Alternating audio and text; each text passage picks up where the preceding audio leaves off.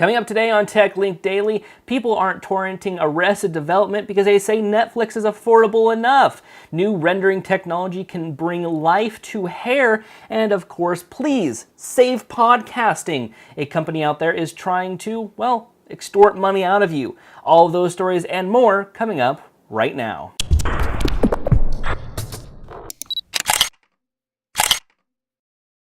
What's up, guys? My name is Creighton Meller, and this is TechLink Daily, the #1 place to get all of your hottest tech news. There's a lot of stories to go over today, so let's get started. Our first story today comes from TechCrunch, which reads, Dropbox currently experiencing widespread service outage. Now, as of the recording of this video, all the problems seem to have been resolved. Earlier today, though, the web interface of Dropbox seemed to be producing a lot of errors for everybody, including myself. I was having trouble uploading some video files that I needed to get out, but couldn't because the online web interface was broken. Dropbox hasn't said what is the root of the cause, but has said that they've fixed it and they noticed the problem right away, so there wasn't much downtime for anybody. Now we have a follow-up story from yesterday with our leaked Windows 8.1 screenshots. We now have a full blog article from Microsoft themselves on this topic from the official Windows blog. It reads, Continuing the Windows 8 vision with Windows 8.1. Now Microsoft has officially come out and said what they're changing with Windows 8.1 and has given us a date when we can see the release preview. Now, they outline a lot of stuff, including cloud computing, apps and the Windows Store, search features, all that fun stuff. The main thing to point out is, yes, they're confirming a start button is coming back. You can download the Builder Developer Preview, whatever you want to call it, on June 26th. So right around the corner on June 26th, you can go download Windows 8.1 for yourself. It will be in a developer preview mode, but you can preview all of those changes. Now, this next article comes from us. That's right, this article comes from logiclounge.com, which reads, Apple announces new iPod Touch with no rear-facing camera for $229. Late last night when I was browsing around on my social media feeds, I saw an interesting couple of tweets come out from a lot of people saying that there was a new iPod Touch in the Apple Store that came out. Well, it was true. A new iPod Touch had suddenly shown up in the Apple Store for $229. It has no color, no rear-facing camera, doesn't have any of the features that you see in the current generation of iPod Touches. It's kind of in its own little world, really. For $229, what do you get? Well, you get a Retina display and a black finish, and, well, that's basically it. It's an iPod. It's a basic iPod Touch, and I would like to say that I think this is because of the new, cheaper iPhone. They're testing it out with a nice, cheap iPod Touch to see how well it sells in the market. This could be an introduction into what we could see at WWDC. And it's kind of weird that they didn't wait just another week or so until the WWDC announcements, but seems like they're doing it now. So there's a new iPod Touch in the Apple Store if you want to go grab it for yourself. And keeping with the Apple announcements, we have a story from The Loop, which reads, Apple sells 100 million iPod Touch units. Now, I will confess my first introduction to the iPhone was really an iPod Touch. I had that before I upgraded and finally got an iPhone. Started out with an iPod, and then it moved to an iPod Touch, and then now an iPhone.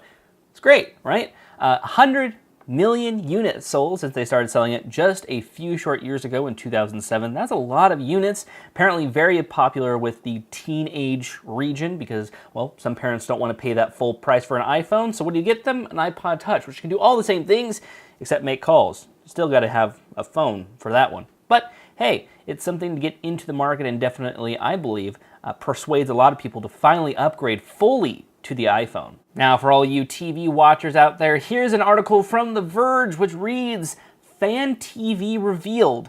Is this the set-top box we've been waiting for? Well, what is Fan TV? Well, they're selling it as a TV experience, giving you much more than just being able to watch TV, but to experience going deeper into channels, shows, seeing statistics, getting a more personalized experience. And this Fan TV is supposed to do all of that. I mean, I will try to get my hands on one, of course. That'll be kind of hard because they seem to be selling like hotcakes, but you can use it with your cable TV. They have features like DVR cloud DVR, excuse me, stuff like web. You can dive deeper into shows, mobile apps, stuff like that. It's a weird unit. It's got a base and it has some sort of detachable upper part, which I think is a touchscreen type thing, something like that. Well, definitely very interesting, and you guys should go give the article a read. And now for you graphics fans out there, there is an update to the NVIDIA GTX line. They have announced the GTX 700M from AnandTech. Here we go. NVIDIA GeForce GTX 700M series launched. The 700M series is their mobile side of their graphics card, which usually fits in laptops, stuff like that. Their results have been showing off some pretty good marks, but you should say it's a tiny bit of an upgrade overall in the aspect from the 600 series. For example, the 780M has the same exact GPU as the 680M, except that it does have a few more CUDA cores, a little bit higher base clock, up from 3.6, it has a 5 gigahertz clock, still 256-bit bus memory, and 4 gigabytes of GDR5, whereas the 680 could have come with 2 or 4. Now they're coming with a standard of 4. So, higher graphics in a mobile interface, what's not to love? Now here's a pretty interesting story from TechDirt. White House makes it impossible for the blind to sign petition supporting copyright treaty for the blind. As of the time of recording, it has been fixed, but the problem was that when you went to the White House's We the People petition page, when you usually want to sign a petition, you enter your name, details, stuff like that, and then at the bottom there's a CAPTCHA that you have to enter to be able to verify that you're a person. Well, unfortunately, if you're a blind person who uses specialized vision software to help read websites, to interpret websites, well, unfortunately, it really can't interpret CAPTCHA. So they can't sign it if you're blind for this petition that is mainly to help the blind. What the petition does is they're trying to petition copyright trolls who are attempting to sue blind people for their work, stuff like that. It's very interesting. It's given a good read if you want to, and go sign the petition if you must. I mean, anything to take down those copyright trolls, right? And for our next story, we have one from the Huffington Post, which reads, "Few people are pirating Arrested Development because Netflix is affordable enough already." Now, I agree with the Huffington Post there. Netflix is pretty damn inexpensive. $7.99 for a basic account, which allows for streaming on up to, I believe, 2 or 3 people to be able to stream at the same time. Currently, I'm watching the entire 9 seasons of The Office over again, just so I can wrap it up in my brain. Then I'm going to be moving over to the Arrested Development series, which this article is all about. I agree with them. It is a pretty low cost to have Netflix. I mean, it's definitely one of my best purchases out there, or I guess subscriptions out there, because I get a lot of use out of it. I definitely get more than my $7.99 back. So why not subscribe to Netflix and then get a ton of amazing shows? I mean, you have animated shows, you have like dramas, comedies, movies, TV shows. You have Arrested Development, of course. My favorite TV show, of course, is their Netflix series, which I can't think of the name of right now, the political one. You know which one I'm talking about, right? Leave it down below. My brain can't remember all that stuff, but consider getting a Netflix account, and, well, there you go. Now, for all you graphics people out there, here's a story to really love from ExtremeTech.com. Researchers finally crack realistic, real-time rendered hair in video games. All right, now, because with our lighting setup here, it might not be too indistinguishable to be seeing all of this picture. So go click that article, of course, and view the pictures. Tell me, which one of these 3 is rendered hair? These are all hair, different types of hair, but only one of them is rendered. Can you tell the difference even from right there? Of course you can't. And the answer was, that one is the 3D rendered model of hair. This one is a intermediate rendering, so I think it's like real hair mixed with non-real hair. They look similar. They look pretty amazing. And they look very realistic, and you can get realistic hair renderings in game. I think that adds even more realism to gameplay, which is great in my books. Now here's a story for all you health nuts out there from The Verge. Google adds nutrition info for over 1,000 foods to search results. It's inevitable, at least once in your lifetime, maybe eternally in your lifetime, you will become a very self-conscious food nut, and you'll want to know exactly what's in your foods. Well, Google search results will start displaying nutrition info of food searches when you're searching through Google, so you don't have to go to different websites which may have inaccurate information, stuff like that. And my hands keep going like this. So try it out, search your favorite foods on Google, and see if the nutrition info pops up for you. From the Electronic Frontier Foundation, save podcasting! So if you dive deeper into this article, there is a company called Personal Audio out there, which owns a very broad, very generalistic patent on podcasting. And podcasting is a very popular way for people to listen and watch their favorite user-created content. For example, you can get our YouTube videos on iTunes.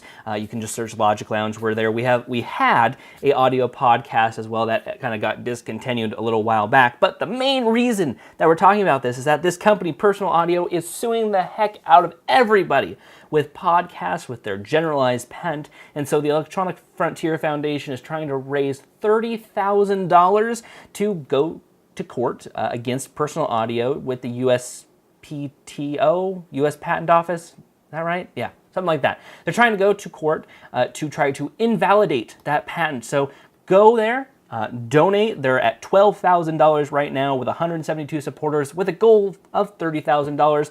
Chip in a couple bucks and help keep podcasts alive. Now here's a story that you all can love from the Time Online blog. Texas plant to make first U.S. assembled smartphone. So it seems that Motorola is bringing jobs to the United States with the Moto X. That is their new flagship phone that will be produced right here in the United States of America, specifically in Texas. They're sledged to create about 2,000 jobs to be able to bring the phone right here into the United States. So great for Motorola for bringing jobs into the United States, and great for people who are supporting bringing jobs back here to the United States. And our last story of the day comes from the Electronic Frontier Foundation. Once again, EFF makes formal objection to DRM in HTML5. So if you're unfamiliar with DRM, I'll give you a quick rundown. Basically, it allows people to lock content into one device, one thing. Basically, you're locked down. This is what DRM is. You usually find it with music. You can find it with videos as well, stuff like that. It's pretty much a dying format now because a lot of people, well, they aren't caring anymore. But it seems like the W3C, or the Worldwide Consortium, is considering putting DRM into HTML5, making it officially a part of HTML5. Well, some people like it, some people don't. The people who want a free and open web, of course, are against it, and the record labels, movie companies, people like that want it. And it's kind of a back and forth between, well, is it really going to do us really good, or is it not going to do us very good? And there's back and forth. Me personally, I don't think we should have DRM in anything, because inevitably it will get unlocked, it will get broken, and people will take the content. So if you're just trying to put these measures in the way, you're just wasting time. And besides, when you put doors with locks on them and make them mysteriously, attractive, you're still going to go after them and see what's inside no matter what. So I say no. Okay, that was a lot of articles. Sorry about that, but they were all too good that I couldn't remove any of them. So let's dive right into our question of the day and get everything wrapped up. Our question of the day is, if Apple comes out with a new lower-cost iPhone, will you get it? It is slated that the next iPhone will come out in two versions, a low-cost version and a regular version. Now, the low-cost version will likely be made out of metal-ish, and the regular version might be made out of glass, like we see with the iPhone 5. If there's a lower cost iPhone and you have the option of getting the regular iPhone or the lower cost iPhone, which one would you get? I, of course, will probably get the regular iPhone because I'm a power user on the mobile. But, if you're not really a power user, getting that light iPhone might not be so bad. So tell us what you think in the comments down below. And while you're doing that, be sure to like, subscribe, and share, along with following us on our social media profiles: Facebook, Twitter, Google+, all under the username of Logic Lounge. When you go to like us on Facebook, make sure that you go into the settings area and say receive updates from us. Because Facebook has this weird thing where, well, they're not allowing all of our updates to get to you guys when you like our page. No, where you're getting about half of them at most. So be sure to get notifications from us. Be sure to follow us on Twitter once again. Circle us on Google+. What about anything else? Well, we also have our subreddit, reddit.com/r/techlinkdaily. You can submit articles and you can see them right here in this very YouTube channel. So, that about does it for me. Thank you so much for watching. We will see you guys tomorrow for, of course, our live stream happening 2:30 p.m. Pacific time. We hope to see you guys there.